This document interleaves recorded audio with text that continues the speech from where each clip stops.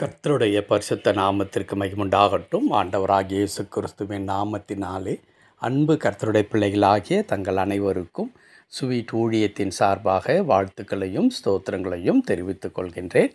சங்கீதங்களின் புத்தகம் 85 சங்கீதம் 12வது வசனம். சங்கீதம் 85 வசனம் 12 முதற் பகுதி.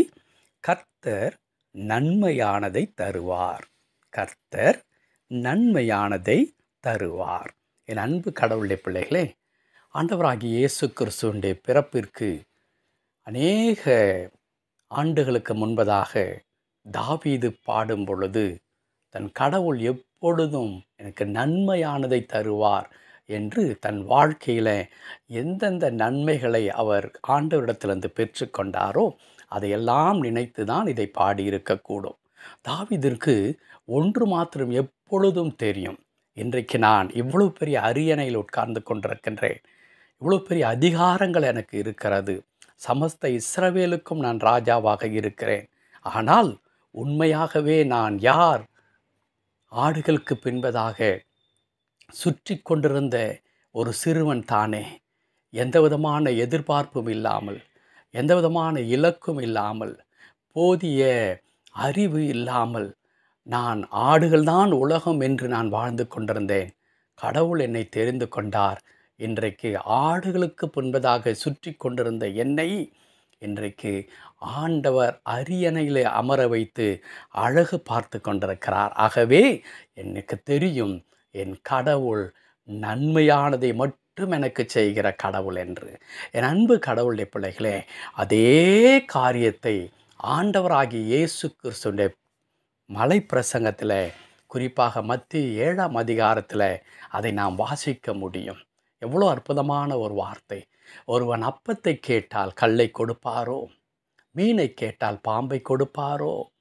பொல்லாதவர்களாகிய நீங்கள் உங்கள் பிள்ளைகளுக்கு நன்மையானதை தர அறிந்திருக்கிறீர்கள். அதைவிட உங்கள் பரமபிதா தம்மிடத்தில் வேண்டிக் கொள்கிறவர்களுக்கு அதிகமாய் செய்வது நிச்சயம் அல்லவா என்று வேதம் கேட்கிறது. ஆண்டவர் அதை சொல்லி கொடுத்தார் நமக்கு.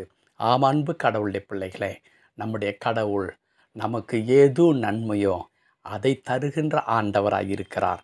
எப்பொழுது கொடுக்கப்பட வேண்டுமோ அப்பொழுது கொடுக்கின்ற ஆண்டவராய் இருக்கின்றார்.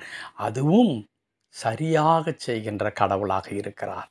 என் அன்பு கடவுளுடைய பிள்ளைகளே, என் வாழ்க்கையில் நான் சொல்லிக்கொள்ளும் அளவிற்கு எனக்கு எந்த நன்மையும் இதுவரையிலும் நடைபெறவில்லை. நான் எதிர்பார்க்கின்றேன், ஏங்குகின்றேன், பிரயாசம் எடுக்கின்றேன், ஜெபிக்கின்றேன், எல்லா முயற்சியும் இருக்கின்றேன். ஆனால் என் வாழ்க்கையில் எந்த நன்மையும் உண்டாகவில்லை என்ற ஒரு வேளை மன வருத்தத்தோடு கூட நீங்கள் இருக்கலாம். இல்லை அன்பு கடவுளுடைய பிள்ளைகளே, நீங்களும் நானும் ஆராதிக்கின்ற கடவுள் நன்மையானதை தருகின்ற கடவுளாய் இருக்கிறார். இந்த தாவீது 85ஆம் சங்கீதத்தில் பாடும் பொழுது கர்த்தர் நன்மையானதை தருவார் என்று பாடுகின்ற இதே தாவீது 23ஆம் சங்கீதத்தை முடிக்கும் பொழுது நம் அனைவருக்கும் தெரியும், நன்மையும் கிருபையும் என்னை தொடரும் என்று சொல்லி முடிப்பார். ஆம், இதுதான் கடவுள் தம்மை நம்பி இருக்கிற ஒவ்வொரு பிள்ளைகளுடைய வாழ்க்கையிலும் செய்கின்ற அந்த மாபெரும் அதிசயம். அவருடைய நன்மை, அவர் அளிக்கும் நன்மையும் கிருபையும் நம்முடைய வாழ்க்கையை தொடரும்படி, நம்மை தொடர்ந்து வரும்படி ஆண்டவர் உதவி செய்தார். ஒருவரையும் அது விளக்குவதில்லை. எல்லாருடைய வாழ்க்கையிலும் நன்மை நடைபெறும், ஏற்ற நேரத்தில் நடைபெறும். சுகவாழ்வை விரும்புகிற கடவுள், நம்முடைய சுகவாழ்வை விரும்புகிற கடவுள். ஆகையால் அன்பு கர்த்தருடைய பிள்ளைகளே, நன்மைக்காக ஏங்கி நிற்கின்ற நீங்களும் நானும் நிச்சயமாய் நம்முடைய வாழ்க்கையில் ஒரு நாள் பார்ப்போம், ஒரு நாள் சொல்வோம், என் வாழ்க்கை முழுவதும் நன்மையினால் நிரப்பப்பட்டிருக்கிறது. ஆண்டவர் என்னை நன்மையினால் நிரப்பி இருக்கிறார். ஆண்டவர் என்னை நிறைவாய் ஆசீர்வதித்திருக்கிறார். எனக்கு ஒரு நன்மை கூட குறைவில்லை. நான் கடந்து வந்த பாதையை நான் திரும்பி பார்க்கும் பொழுது, ஓ கடவுள் எத்தனை அதிகமான நன்மை எனக்கு செய்திருக்கிறார் என்று தாவீதைப் போலவே நீங்களும் நானும் உள்ள பூரிப்போடு கூட சொல்ல முடியும். ஆண்டவரே, நீ நல்லவர் ஐயா என்று சொல்லி. ஆம், நம்முடைய வாழ்க்கை நன்மையினால் நிரப்புகின்ற கடவுள். அந்த நன்மையினால் நிரப்பப்படுகின்றதான நாட்கள் வெகு தூரத்தில் இல்லை. அவர் ஏற்ற வேலையில் செய்வார். நீங்கள் குறைவில்லாத ஒரு வாழ்வை வாழ்வீர்கள். ஜெபிக்கலாமா? கிருபை நிறைந்த நல்ல ஆண்டவரே, உமக்கு நன்றி செலுத்துகிறோம். ஆம் கர்த்தாவே, நன்மையான எந்த ஈவும் பூரணமான எந்த வரமும் அது உம்மிடத்தில் தான் வர முடியும் ஆண்டவரே. வேறு ஒருவரும் எங்களை கொடுக்க முடியாது ஆண்டவரே. நன்மையால் எங்கள் வாழ்க்கை நிரப்பப்பட வேண்டும் என்றால் இதோ நீர் எங்களை கண்ணோக்கி பார்க்க வேண்டும் ஆண்டவரே.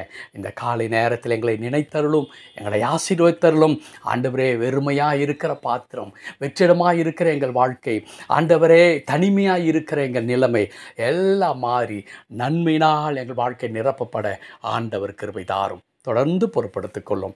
மீட்பர் நாமத்தில் பிதாவே. ஆமென், ஆமென்.